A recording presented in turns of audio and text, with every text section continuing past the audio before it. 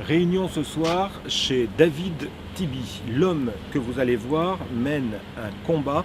Au-delà de sa personne, c'est toute une catégorie socio-professionnelle qui suit son action en faveur de la reconnaissance des diplômes français en Israël.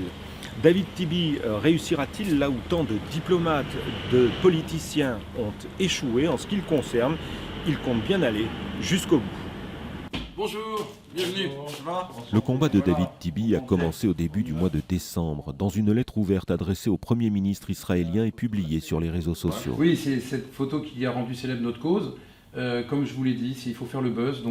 Ce dentiste arrivé en Israël il y a 1 an et demi s'insurge contre les blocages qui empêchent la reconnaissance des diplômes français en Israël.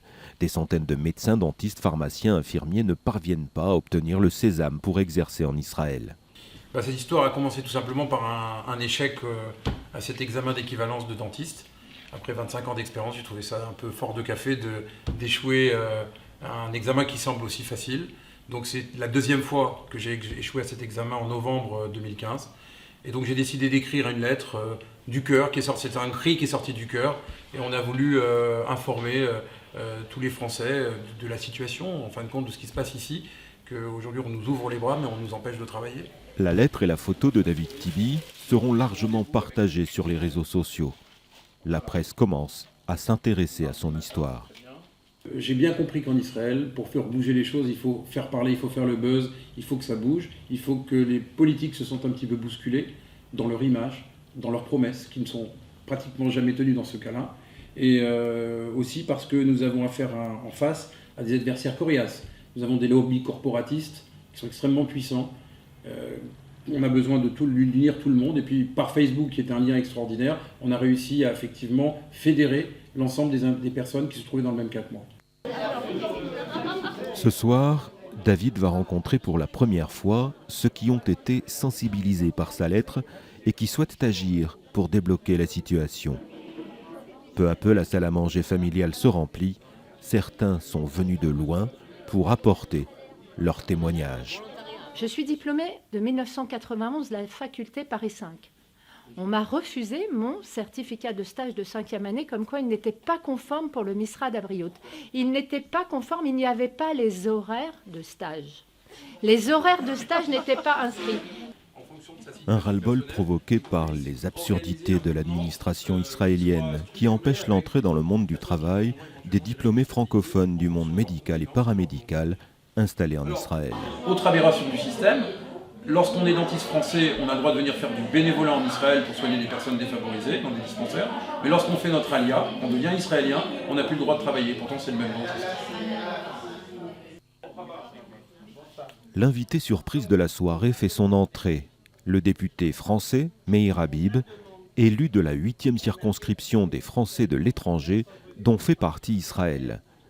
La reconnaissance des diplômes était l'un de ses thèmes de campagne. Depuis son élection, cet intime de Binyamin Netanyahou admet le blocage de la situation.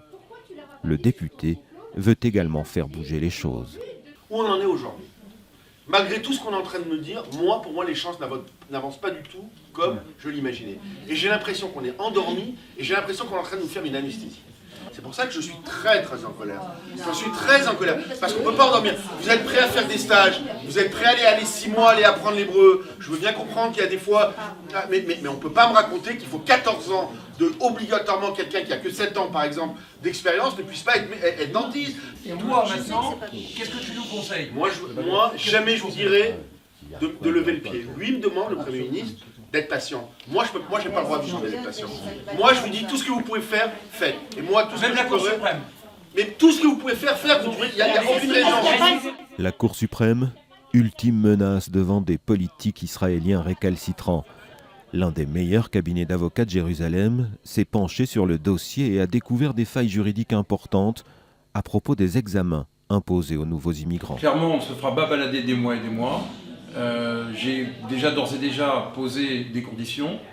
Nous voulons que le texte de loi soit examiné au plus vite, c'est-à-dire au maximum 1 mois et demi par le Premier ministre. Et clairement, nous sommes déterminés. Nous irons devant la Cour suprême. Mais avant d'en arriver là, David Tibi espère bien que les élus se saisiront du dossier. Il ne compte pas relâcher la pression. Au lendemain de cette réunion, Meir Habib leur a donné un petit coup de pouce en annonçant publiquement son intention d'appeler les Juifs de France à geler leur projet d'Alia si dans les 3 mois, des réformes n'étaient pas adoptées. Et puis Binyamin Netanyahou a décidé de monter au créneau. Il recevra personnellement le dentiste médiatisé.